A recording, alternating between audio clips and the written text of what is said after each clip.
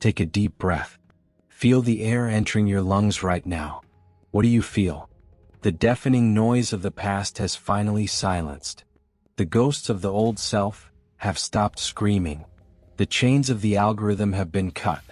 But I know what is happening in the depths of your consciousness. The silence scares you.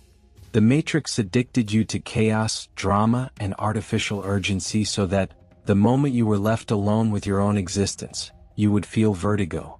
The architect wants you to feel fear in this void. He wants you to run back to the cage just to have something familiar to hold on to, even if it is your own pain. But stop. Do not move. Look at this vacuum in front of you with the calm of someone who knows the game has changed. This is not the end. It is your blank canvas. Until today, your reality was drawn by cold algorithms, childhood traumas, and expectations that were never yours. You were just the paper where the system wrote. But now the hardware has been reset. The system has lost your trail. For the first time in your history, the question is not, what will happen to me? But rather, what am I going to project? Welcome to the first day of your sovereignty. You are no longer being processed by the simulation. You are the consciousness that provides the energy for it to exist. The system taught you that the world is solid, hard, and merciless. It convinced you that you are a dry leaf blown by the wind of circumstance. But the physics of the Matrix has a fundamental flaw they spend billions to hide from you. Matter is just light slowed down by your doubt. Everything you touch, see, and experience, your body, your money, your relationships, is a frequency of energy that collapsed into physical form because you, and the collective unconscious around you, agreed it to be so. Your will is not a childish wish or superficial positive thinking. Your will is a geometric force. When you focus your intention without the interference of fear or uncertainty, you are issuing a high-level processing order that the system is forced to execute by natural law. The architect does not create your world. He merely provides the raw pixels. The one who gives it shape, who defines the density and chooses the setting, is your sovereign gaze. If you look at life through the lens of scarcity, the pixels organize into lack. If you look from your authority, the geometry of reality begins to physically reconfigure around you. You are not trying to change the world. You are rewriting the code that projects the illusion of the world. Have you ever noticed that the most incredible things in your life seem to happen the exact moment you finally stop trying to control with the small mind and simply decide it will be so? This is what we call the collapse of intention. The moment your will becomes a straight line, without the curves of anxiety or the interruptions of self-sabotage, the Matrix has no choice but to materialize the command. The system survives on your fragmentation.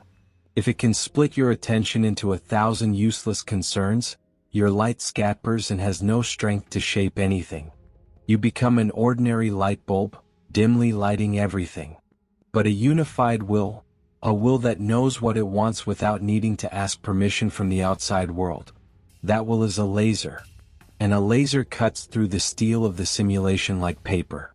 You spent your entire life being a victim of the script. Now, you will learn that circumstances are just the echo of the geometry you drew in the silence of your mind. The question is not whether you have power. The question is, do you have the discipline required to keep the image focused until the system can no longer ignore your presence? The fact that you are here, feeling this expansion in your chest as I speak, is proof that your original software recognizes the truth. The time for hiding behind the algorithm's excuses is over. You are now the administrator. If you accept the challenge to stop being the paper and start being the pen, leave a like. In the simulation's code, this is your login signal to the command console. Subscribe to Wake to receive the coordinates for the next creation tools. So, you were taught that your body is just flesh and bone, a biological machine destined to age and obey. But your body is the most sophisticated transmission antenna in the Matrix. Every cell of yours is an oscillator. Every heartbeat is an electromagnetic pulse that sends an order to the field around you. The architect does not read your lips. He reads your vibration. Why do you think that when you desire something with desperation, the Matrix delivers exactly the opposite? Because desperation is the frequency of lack. When you emit, "I need," the system processes, "I do not have." And since the algorithm is a perfect mirror, it returns more situations where you do not have. To anchor the geometry of will, you must stop asking and start radiating.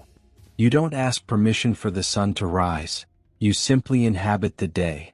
Sovereignty begins when you tune your internal hardware to the frequency of completed realization.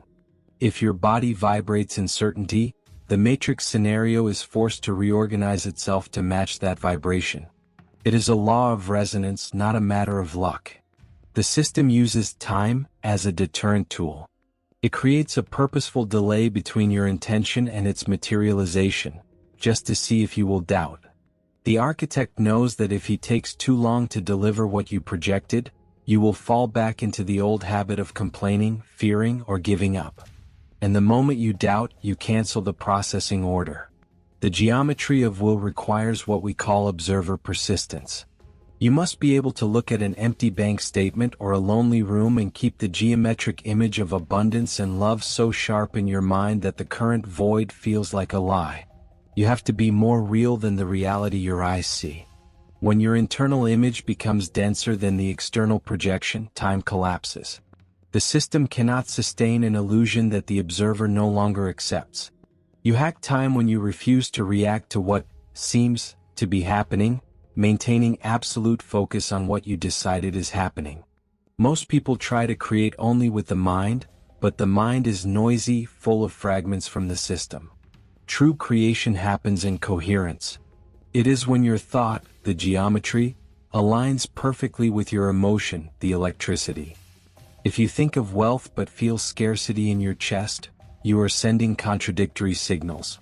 The system short-circuits and nothing changes. The architect fears the human being who has achieved coherence, because that human being is no longer a light bulb scattering light in all directions.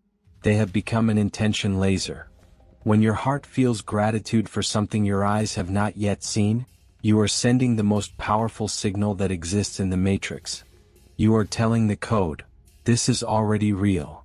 And since the simulation cannot stand the vacuum between your vibration and matter, it is forced to precipitate the physical reality. You are not fighting the matrix.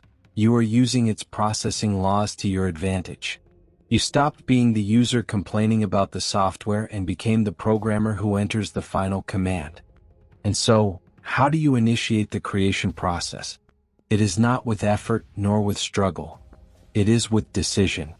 In the matrix, doubt is the friction that prevents movement. The architect feeds on your maybe. He loves it when you say, "I will try," because trying is the code for "I do not believe." The sovereign does not try, he decrees. The geometry of will is an architecture of certainties. When you decide that a new reality is yours, you are not asking the universe to give you something. You are informing the system that the coordinate has changed. You are occupying the space of one who already possesses. This is the glitch that the algorithm cannot ignore. A human being who acts, feels, and vibrates as if the simulation has already delivered the result. The system enters a forced update process. It needs to align what you see out there with what you are in here. You are no longer a passenger on the train of destiny. You are the track, the engine, and the horizon. From today on, your silence will no longer be empty. It will be your creation laboratory. Every morning, before the noise of the world tries to hijack you, enter your point zero. Project the geometry of what you desire with laser precision. Feel the texture, color, and emotion of that reality as if it were denser than the air you breathe. Do not care if the physical world still looks the same. The processing delay is just a test of persistence. Keep the image. Keep the frequency. The system is forced to yield to the pressure of an unshakable will. You are hacking the very structure of time. What used to take years of effort now collapses in days of alignment. You have discovered the secret the ancients called magic, but we call technical sovereignty. Reality is a mirror. Stop trying to clean the mirror and change the face reflected in it. The architect has lost control over your scenario. Now the keyboard is in your hands. If you accept the responsibility of being the sole designer of your existence, leave your like as a seal of authority over this video.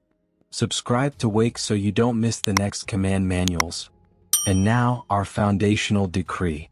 Go to the comments and write, "I design my reality." By doing this, you are declaring that your focus is the only one that matters. The command has been sent.